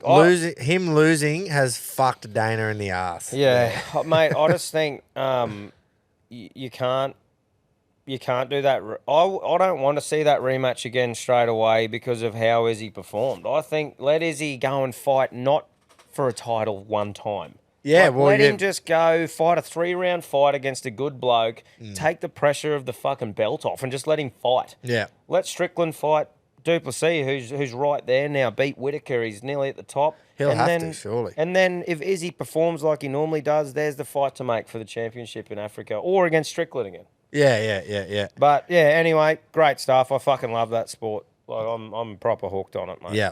It's unreal. You're not a casual anymore? Or? Oh, I'm still a casual, man. Like, you talk to the blokes who fucking live off that shit and go to the gym all the time. There's probably a million things that I say that aren't technically right, but I just fucking love it. Or when you say it was a boring fight because no one got slept, they're just like, well, fucking casual. Oh, yeah, that's right. Like, yeah, exactly. Exactly right. But, as the sport as a whole, mate, fucking beautiful and the stuff. The event looks like you say, they put on a fucking unreal event. Unreal. Righto. Moving on quickly. Quick Rugby World Cup, massive opening game. Like I mentioned last week, All Blacks took on France. And I said it, this might be the year a Northern Hemisphere team takes it out. Home team France beat the All Blacks to open the World Cup. Stade de France was fucking rocking. So, first group match the All Blacks have ever lost. They've never lost a group match at the World Cup. So, how's this, Tom? 27-13 was the final score to France, right? Right. Pretty dominating, you'd think. 27-13. This will blow your mind. The All Blacks scored more tries. Oh, so she was just the goal-a-thon. 9 penalty goals to make 27. That's how France didn't score a try. I would have really loved that game. Yay. Thought you might. So, 3 points for a penalty goal, obviously. 9 penalty goals to France. Won them the game. The Blacks scored the first try. It was 7-0 early on. So, Aussies, moving on from them, Aussies were good. Hopefully, like I said, we can gain some confidence from that and press forward. Our big test is going to come against Fiji and Wales because it's between us and those two teams. So Wallabies, France, Fiji, for what two will make it out of the group. Wales very narrowly beat Fiji. Yeah, so I think that helps us because if we can beat Fiji, we play them on Monday, early Monday morning. Yep. And if we beat them, then we should be right because Wales and Australia have both beaten Fiji. We should be okay. So we do play Fiji this coming Monday at like 1:45 a.m. or something. So basically Sunday night. Yep. And then the following Monday we play Wales. So this is our two big tests here, Fiji and Wales. Big games coming up for the boys. Come on. Yeah, let's go, boys. Good start, though. You can't ask for anything more than what we done, other than if we put 70 on them or something. Yep. Like, Ireland did to poor old Romania. I think it was 82 to fucking something. And was it Romania? Whoever it was, they scored the first try, carried on, and then they didn't score another point. Yeah, right. So, it's good. And very jealous that Jace is over there on their time and he gets to watch all the games, like in the afternoon and night time, and he's got the EPL and everything going on. So, he would be fucking frothing it over there, the young redness. What do we reckon this week? We'll put our tips in. Yeah, mate. Yeah, there's only a couple, so we'll knock through them pretty quick. Just two. Yeah, so obviously Storm versus Chooks at Amy Park. So hard. I reckon, look, just going on the season as a whole, Melbourne's usual defence, I'm going to go with Melbourne. It's at Amy Park. Bellamy won't cop that from last week. And I just think it's too good to be true for the Chooks to make a prelim final. I think it's unfair on the fucking competition if they can play that badly all year and make a prelim. So hopefully Melbourne win. I'm tipping them. I'm tipping Storm. And like I've said, the effort that the Chooks have put in the last couple of weeks, like I said, not the last game, the one before, they fucking should not have won that game. Yeah. They were defending their fucking holes out. Just effort after effort play. They've sort of done that the last couple of weeks to pull off a couple of grinding wins, and I just reckon the Storm will get the biggest kick up the doot from Bellamy this week. They have the calibre of player there like Grant and Munster at home in Melbourne. I just reckon they get the win. However, I still wouldn't be surprised. Both of these games, I wouldn't be surprised with either way. Yeah. You've got to pick one. Which seems weird to say for the Wars and the Knights. Yeah. But, I'm going I'll going go the Storm. Yeah. Did you get 4 from 4 last week? Fuck, You would have. I don't know. I did. I went up 30 spots. I was pumped. Who'd you go last week? Well, I went Broncos, Penrith, Roosters and Knights. Yeah, I think I did just too. Yeah, Pretty sure you did too. Yeah. But yeah, Warriors Knights over there in Auckland. Yeah. Fuck man, I really want to tip the Knights, but I just it's one of those things where I'm like, I'm loving watching both teams. Yeah. I don't want one of them to be knocked out. If you're on the bandwagon to watch how cool it'd be for one to win the comp, it's hard to pick because look at what the Warriors went through all the COVID bullshit. That's right. And all that stuff. And they're about to play at fucking home in a final to say, like, let's fucking do it after what we've all been through. Yeah. And I reckon that alone gets them over the line. Yeah. But look at what Newey you're doing. Like, I know. How good. 10 straight. How fucking 10 good. straight. How good is that game going to be? It's going to be I think unreal. Saturday Ave too, at like 4 or something. It should be, yeah. So someone actually messaged in and said, could you know how we were saying, why did they have the Penrith Warriors game on at 4 o'clock? Yeah. It's because at 4 o'clock in Sydney, it's like 7 p.m. in New Zealand. So it was like prime time for them sort of thing. Yeah. So I think it was to accommodate them because if they had had the games kick off at 7:30, it would have been fucking 10:30 in New Zealand. Yeah. So it should be the early game on Saturday, yeah. Yeah, well, there's only one for that, like one's on Friday. Yeah. So it should be Saturday Ave. It'd be awesome to watch. Yep. I'm going to tip the Warriors as well. I'm just trying to think that's because I think they'll win. I'm trying to think of who I'd rather play at Suncorp the week after. And it's a hard one. Because the winner of that plays Brisbane at Suncorp, which I will be 100% trying to get tickets to. Yeah.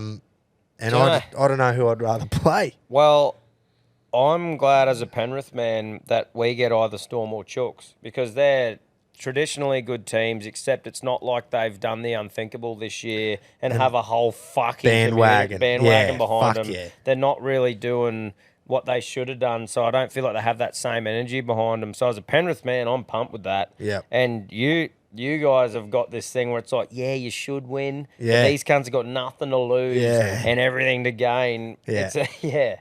It is a tough one. I think the Warriors will win. I think we'll play the Warriors. The top 4 will sort of stick out like they did all year. Yeah. And it'll be Penrith Storm next week and Brisbane Warriors. But, hey, I'd love to see an upset in one of them. Oh, man, even though I'm tipping the Warriors, how cool would it be to see Newey? Oh, just be potentially getting a sniff. Fuck yeah, it'd be prime. And they'd travel to Suncorp too, like to sit in the away section and whatnot. So be a good atmosphere. Bloody oath. No one's beating the Bronx, but But it just makes me excited to watch it.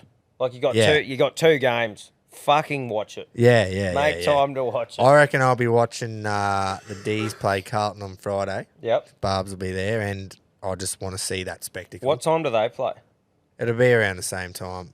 They're on Friday night. Friday night, like a bit late on Friday night. They'll kick off at the same time pretty well. So the 7:50. 7:45, 7:50. Well, yeah. what time? Because I'm just thinking.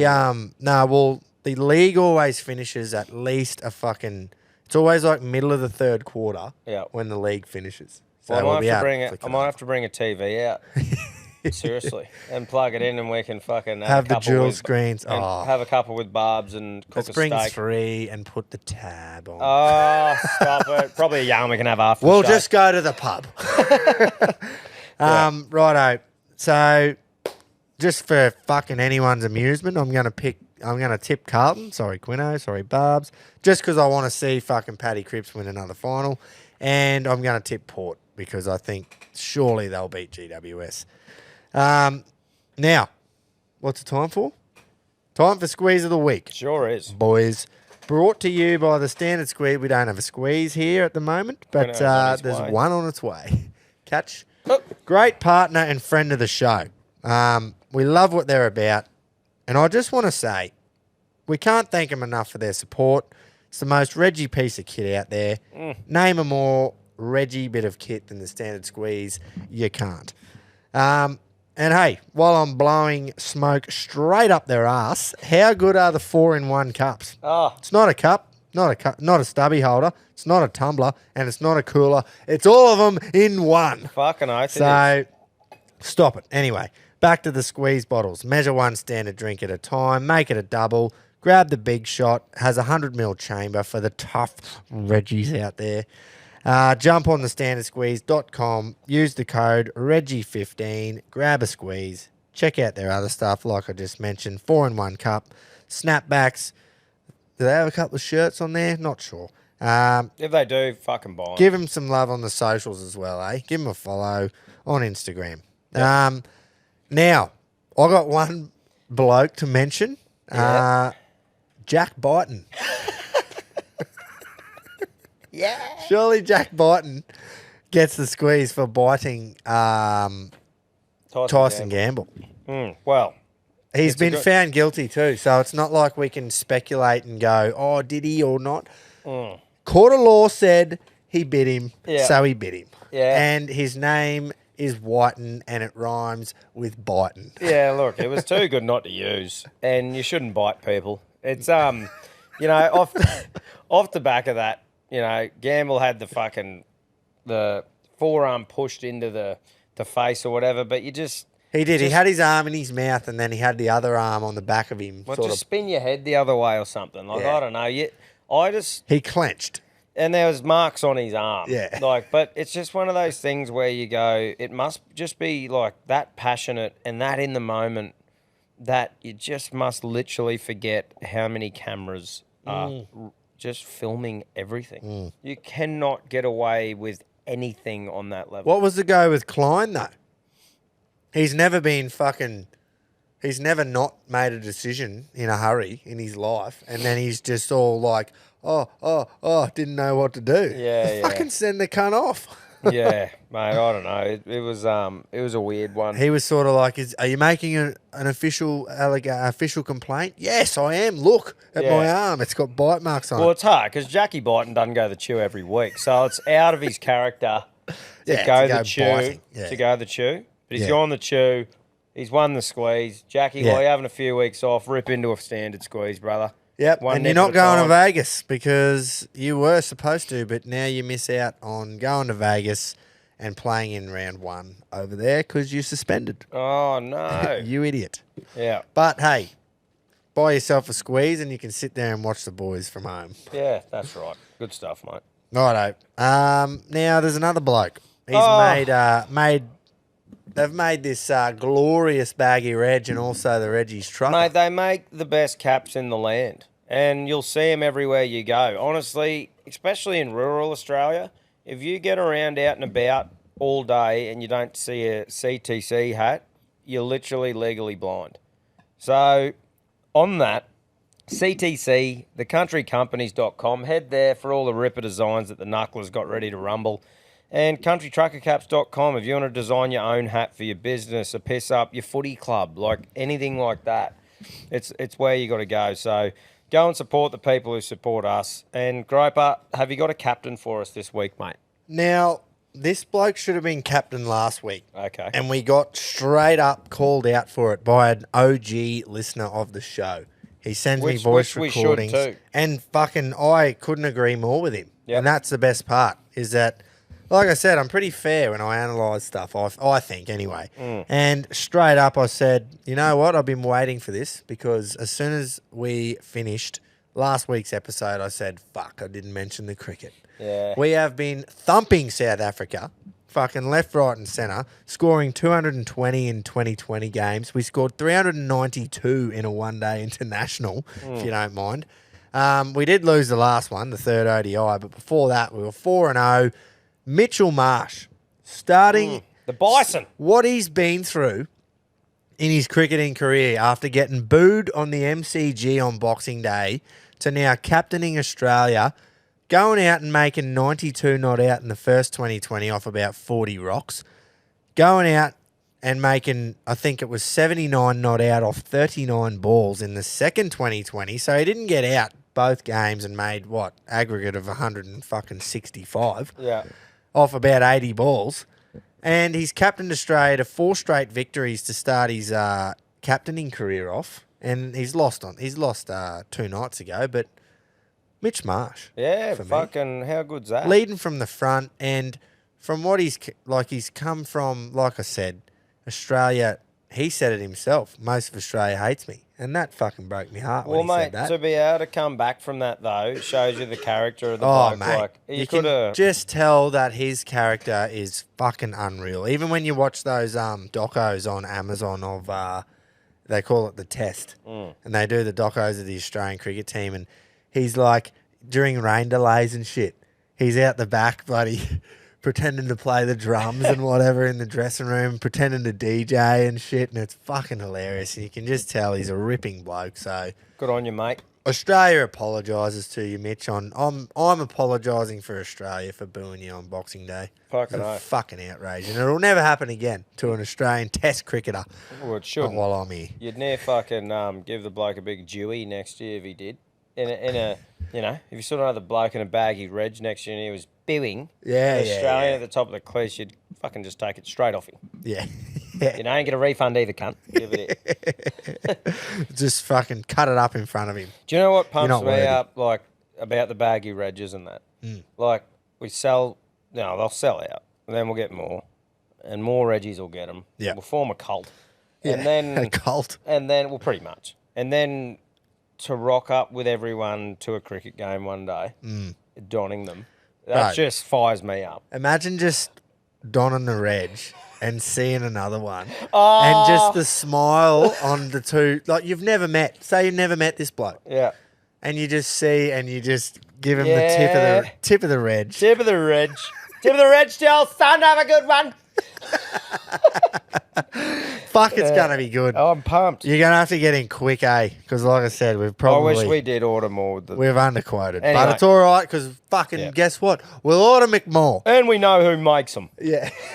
Yeah. Yeah, so we'll be sweet. All right. So there's a squeeze. That was a good squeeze and captain. Fucking great captain and great squeeze. Yeah, I of agree. Jackie Botton. Told us great. Now, tough week on the Rex hunt last week, as Barbs would say. I've stolen that. On the Benny hunt. I've taken that straight off his tongue and I've used it. He used it on me today. Yeah. So, tough week on the Rex hunt. Cop that, Barbs. Hopefully you say it in your spiel coming up. And that'll be even funnier. The all-in went down with Tai Tuivasa. We needed him to win. Hand up for that. It's not to what... When I saw... Because the Bronx won convincingly, obviously. And then when I saw Dom Young score, I was like, ooh, Tommy would be hurting. Yeah. But, not to worry. We provided the listeners with nothing but winners the week before. Oh, mate, So- that's punting. This week we'll be doing it again. Yeah, that's right. We've got Group 1 racing returning to Flemington for the first time this spring, with the Mackay Diva Stakes being run over 1,600 metres. All the talent starting to emerge back at the track, Tom, mate. There is so many big days coming up. Yeah, prime. It's just, I've got goosebumps. Look. Fucking hell. You do. Fucking hell. I can't wait. So, not to mention fucking betting possibilities here with all the sport that's going on as well, not just the racing. But Yep. Blue Bet all in multi. I will kick us off this week. I'm heading to Randwick, race 8. Could not have picked a tougher race, but that's just who I am. How's the line up on it? Private Eye, Marzu, Lost and Running, Overpass, In Secret, Buenos Noches, Remark. Just to fucking name a few superstars there. After In Secret's first up run, it's really hard to tip against her. Really hard. I love the horse. She was very good to us earlier in the year. I can't wait till, I can't wait till she gets to Flemington, as she loves that track over 1,200 metres. That's where we love her. But first up over 1,000, she flew late and a couple more strides and she beats Remark that day. So Remark did race wide, no cover, and still stuck on for a really, really good win. They're both fitter, being second up, but there's way, way more depth to this race than in the Concorde. And the extra 100 metres has lent me right into number 5, In Secret. Should be a perfect barrier for her. And she meets Remark 2 kilos better at the weights this week. Yep. And she proved first up that she can handle herself with the older horses now, because she's a 4-year-old now. Last season, when she was a 3-year-old, she got a lot of advantages at the weights because she was weighing in so much lighter being a filly. Yep. So I think she's proved herself that she can handle it with the big boys at the weights. I'm worried about a lot of them, but I think In Secret has come back in super order. It won't be the last time I tip her either, this prep. But Randwick, race 8, horse 5, In Secret to win at $3.10. Oh, big G1G. It's just firing up. Yeah, I'm fucking pumped. I just love when you've gone through a few weeks where you've got some way less of grade of horse running around, and all of a sudden they all just fucking flood back to the races at once in time for spring. But just the spiel you've delivered there, mate, there's a lot that goes into that. Last year, what happens, even getting older, the weights, the age, the barriers, the had toe late, this is longer, fucking all that shit. It's great stuff, man. Pumps you up. And there's a bit of research gone into it. What a start with a bit of value, too, to the all-in. Oh, yeah. So, look, go whatever you want. Yeah, look, off the back of that, mate, I normally stick to me footy. Obviously, fighting didn't go well last week. But footy for me this week, we've done our tips, but those 2 games are so fucking hard. Yeah. And I'm staying away from them. So I'm going back to what I was shit at last week, and that's the biffing. So there's a card on this weekend. It's got Jack Della Maddalena in it and Valentina Shevchenko. I'm leaving Jack out because the last fight he had wasn't he won, but it wasn't crazy impressive, and Kevin Holland's on a bit of a streak at the moment, so it'll be a tough fight for Jack. I'm tipping him still, but I'm not putting him in this. Valentina Shevchenko, however, has been so dominant for ages. She lost the title in that last fight, and I feel like this would have given her a big drive to get that title back and that real fucking fight to win. So I think that she gets the title back and regains the belt, and that's paying $1.57 for Valentina Shevchenko to win, just to win. So that's my leg of the all-in. Copy. Crazy how they're still the favourite even though they lost the last fight, eh? Well, I think they take that into consideration, that it's like, you know, you get fighting, you get a lucky punch on the chin and you're gone. But I like that. Just the dominance before it, man. Like I was saying, I think it's one of those things where, like, you're a champion for so long and you got that drive to keep the belt, but you're thinking about the person who's fighting for the belt their whole career, maybe since they were a kid. All they've wanted to is that, and they've got this chance. Think of the mentality there compared to, I've won 5 title fights in a row. I want to keep the belt. And now when you like reverse it, she'd be that hungry to go, hey, I got fucking I got convincingly beaten there. If I lose this fight, when's my next title shot? Yeah. I'm the champ. Whereas Old Like, Love's just gone, I've achieved my life goal. she's just had all the people around her. Wow, you're Yeah. the champion. All the photos and that. And Shevchenko's just been behind the scenes, copping that loss, watching her fame go on. And I'm like, if that doesn't drive you to get the belt back, Yeah. what Fucking does? oath. So yeah, $1.57. See how it goes. I love it. Righto, let's hear from the Redness. I reckon he's going to be a bit more fired up here than last week. G'day, Reggies. Just want to start off by saying what an absolute weekend of sport we just had between the NRL and AFL finals and the UFC, which I'm sure Tommy would have ripped into, and the boys will all have covered for you. This week, I've been given Punters Club and the All-In as always, but we're going to start off first with my All-In bet, and that's going to be Port Adelaide head-to-head against GWS. Ooh, wow. Yeah, GWS coming off the win Nice. against Saints, which was massive, but I think it'll be too much of a difficult task here to beat Port Adelaide at the Oval.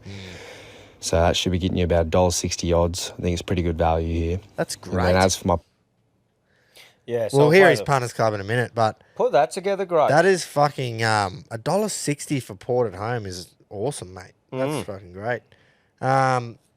What we'll do is I'll put that together in a minute, but we will move on to the Blue Bet Old Boys, Yeah. and I'll Yep. give you while some we're odds there. Mm.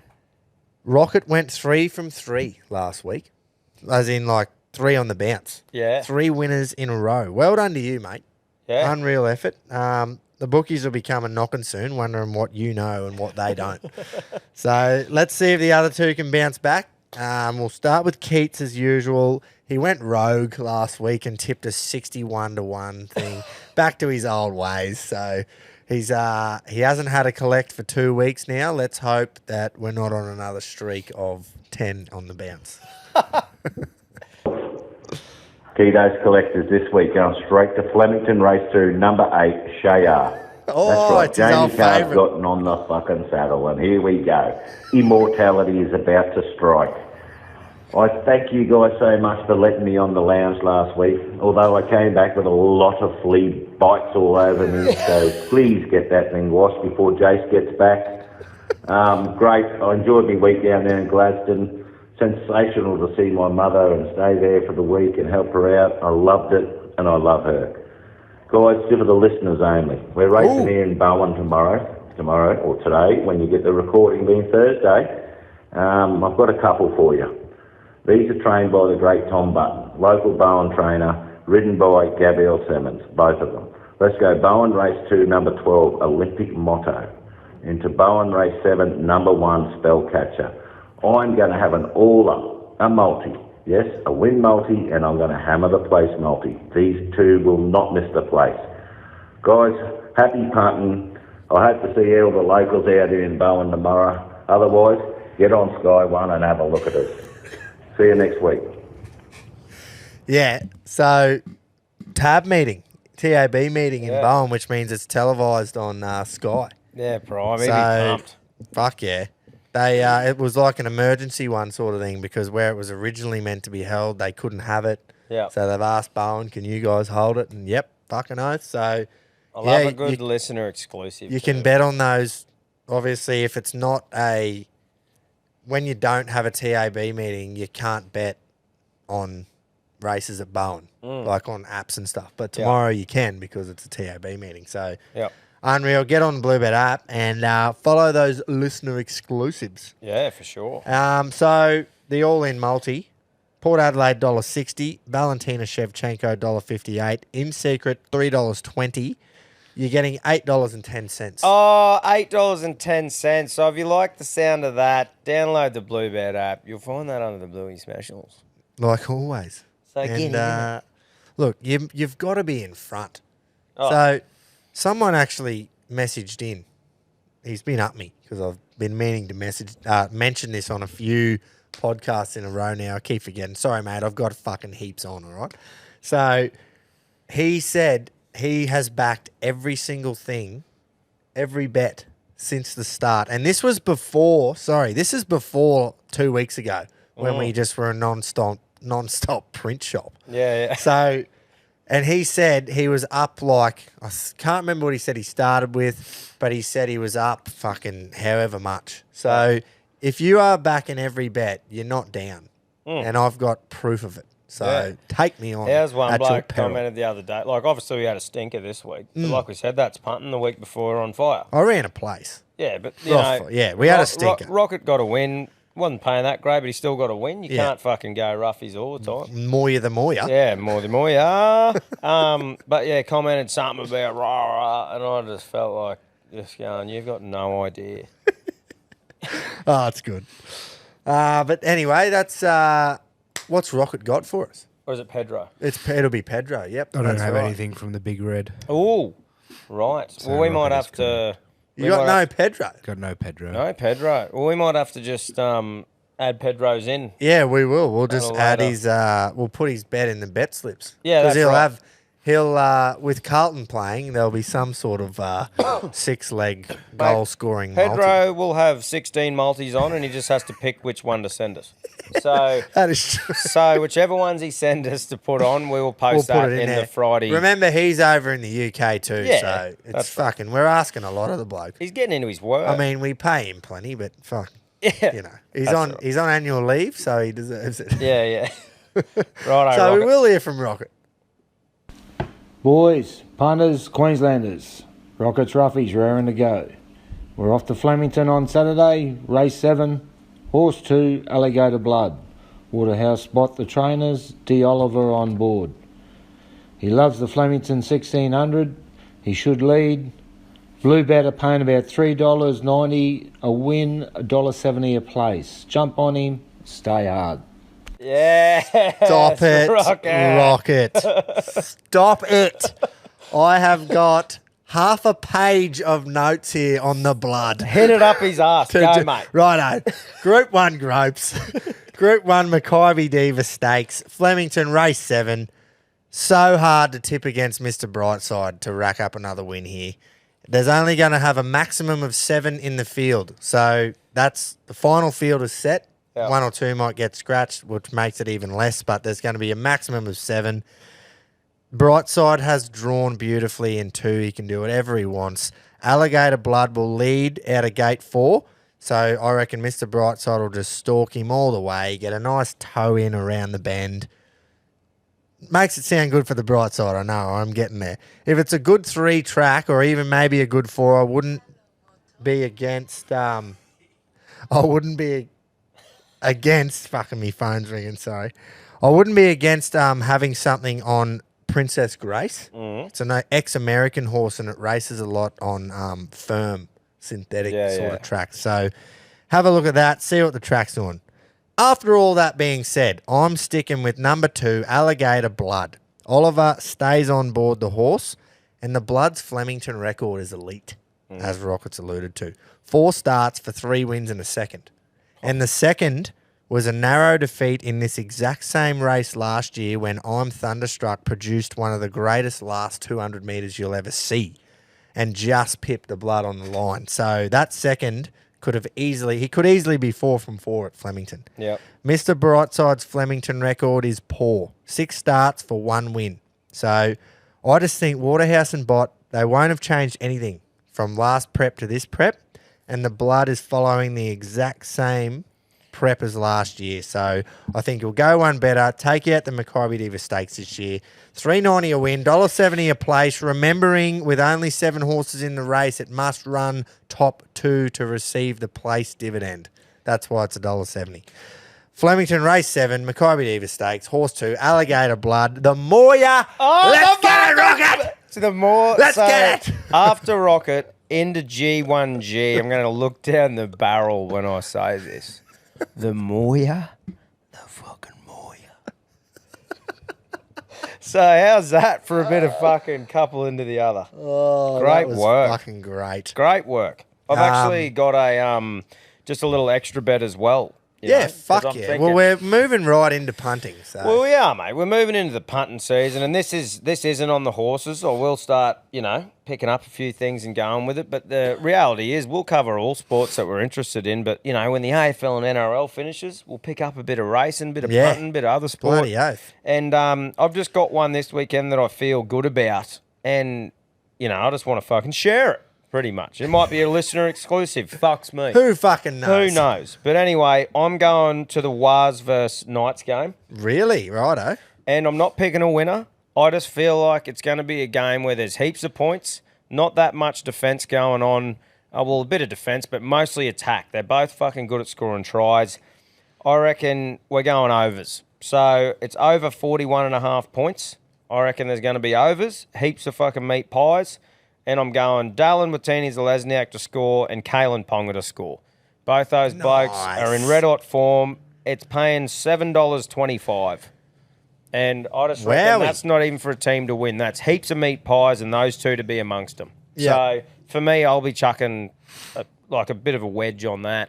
I normally like spacing it out, a heap of little fuck around bets, because you're responsible gambling. Yeah. And but if you just go on the two games, you can put a bit more on, have a bit of a crack.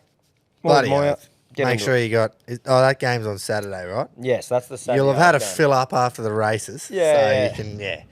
We'll see. Yeah, but that's my little I like extra it. one. I like it. I've got Pedro's here in analogue form. Oh, righto, Quinn. DWZ to score, Sean Johnson to score, Dominic Young to score, 3-leg multi. Right. Nice. What's that Analog paying? form. Not too sure.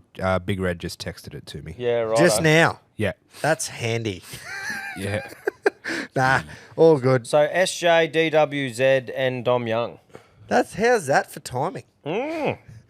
I'll get that. But what we'll do while I'm sorting that out is let's hear the Reds Punters Club. Or Yes, I think that's a good let's idea. hear the Punters Club. Come on, we need a fucking pick me up here do. in the Punters Club arena. So that should be getting you about $1.60 odds. I think it's pretty good value here. And then as for my punters club, I'm sticking the whole $100, the whole kitty, on a 2-leg same game multi. We're going Dom Young anytime, Dallin Watini-Zelezniak anytime. These blokes talk Two to probably each most other. prolific try scorers in the comp at the moment. Dom Young especially, and Dallin, those boys will get it home. No worries. Paying about $4.10 on that one. Oh yes. Rip in another week, boys. Oh, Jace. See you soon. Jace, That's glorious. that is good. Just two. After the spiel we're just given about it being a high-scoring game, there should be plenty of meaties. Yeah. Like, they're nearly the first two you're putting a multi to Dom kick Young's off. paying almost $2 just to score. Really? What was Pedro's? DWZ, Dom Young, and Sam Johnson. Sean Sean Johnson. Johnson. Sean, yeah. Quinn is sport. Yeah. Sammy. Sammy Johnson. Sorry, boys. I'm Johnson. sick. No, that's all right, mate. $12 for Pedro's. Beautiful. That's pretty good too. I have a Awesome. good feeling, She's a bit fucking all over the shop, but we'll post them just like we always do. Yep. Now, I've shot him in the foot here last week. Barbs, we posted that video Saturday morning, and I said, quote, "It is not often this bloke goes 2 weeks without finding a winner." And he did. So, Well, and this is the thing. never in Reggie's history has he gone 3 weeks He never has. without a winning bet. I think he was saying too the other day that he's never done that out of the Reggies. Like, I think Barb says, I fucking can punt. Yeah. And just this never happens. It's a rarity. Right. Like, it'd be paying fucking $200 to happen again. So that's like, bit of mayo on the end bit. Yeah. But the first part was a fact. It's never happened. 3 weeks on the bounce. He has never gone 3 weeks without finding us a winner. And do you know how much more pressure there is on this man? That he's about to come and visit us. I'll be standing beside him as we watch these bets. Watch these bets happen. We'll be recording a show with him. And, yeah, it's all or nothing. Make or break. Oi, I just want to say, before we even hear this, just in case he doesn't do it, Flemington Race 5, horse number 15, Legacies, that was going to be my all-in. And I think I knew that he would tip it because I was like, nah, I'm not going to do that. I don't want us to have the same bets. I'll leave Legacies. He tipped it a couple of weeks ago. I know that it's going to be his best. What, you reckon it's just like it just makes sense? Yeah, it's got to be. It's the best bet of the day. Yeah, right. And if he doesn't tip it as his best bet, he's an idiot. And also, I'll be pissed off that I didn't make it me all in. Righto. So, hit us, Barbs. Come on, Babs. Reggies! Righto, lads. Last week didn't go as planned. Zapateo race flat as fuck, and poor old Pounding was inconvenienced greatly by the hot pot of the day, Globe.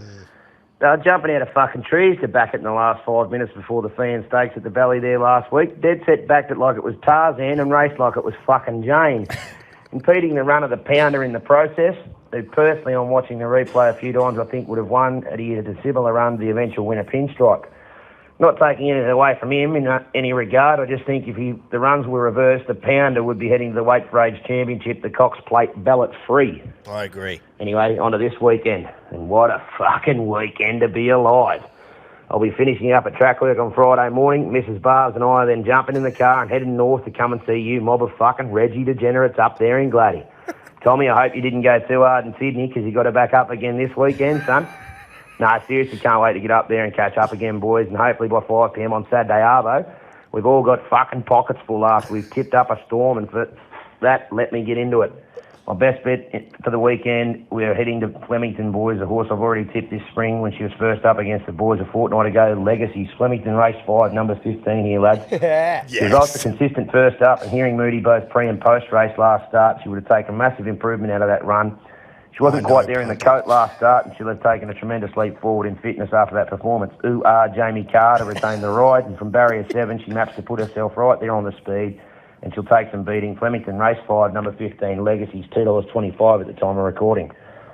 For my best value, I'm coming back north. I'm going with the top weight in race 8 here, lads, for Premier Trainer Tony Gollan and inform apprentice CJ Graham Asamu. This gelded son of Exceed and Excel is first up since the end of April, and has an ultra-consistent record through his entire career, finishing in the top 3 at 50% of his lifetime starts. Drawn ideally in barrier 5, he'll put himself right up there on the speed, and with CJ's 2 kilo claim, I think he'll give you a massive run for your money at $8.50 and $2.50 at the time of recording. So Reggie's this week, Barb's' best, Flemington race 5, number 14, Legacies, $2.25, and my best value, Eagle Farm race 8, number 1, Asamu at $8.50 and $2.50 with Blue Bet. I'll see you three fellas on the weekend for some laughs and plenty of sherbets. And to the rest of the crew, keep it stiff, lads. Happy punning. Fucking glorious. How good. Legacies will be winning. Will be winning. $2.25, but that's what you want in a best bet. Something that will win. Yeah. And then that value, that's beautiful. $8.50 and what? 2 something? That's Well, mate, I fucking- think listening to everyone's what they're going, there's been a lot of thought going behind them all, and I think that's why it's a pretty good system that we've got here, is because you've got a lot of minds coming together. They've all got their own ideas. They put a bit of thought and research in, so normally a couple of those come off. It's not like you just fucking forgot about it and you're just stabbing something out of the dark. Yeah, no. It sounds like, on paper, it looks like we know what we're doing. Well, yeah, it does. You listen to this and you go, fucking hell, these blokes fucking know what they're on about. We just know how to talk shit. There's some good bets. There is some good bets on the show this week. I'm fucking confident. Turn it around. Turn it around for ourselves. Yeah. Like I said in that spiel about alligator blood, though, very hard to tip against Mr. Brightside, but we've fucking done it because that's just what we do. Yep. Anyway, we'll wrap her up, eh? Fucking mate, I had a great That was a time great episode. tonight. I fucking love that. Fucking me too. And I hope all you Reginalds did. Like I said, keep your fucking eyes and ears peeled out this week because we'll be releasing the design of the best shirt of all time. Of the Moya shirt. Yeah. With the fucking one of the greatest Reggies of all time. I can't wait to listen to your fucking pump up of the shirt. Oh. Just on repeat. Yeah. Yeah. Go and re-listen to that. Yeah, we'll see you next week. See you later.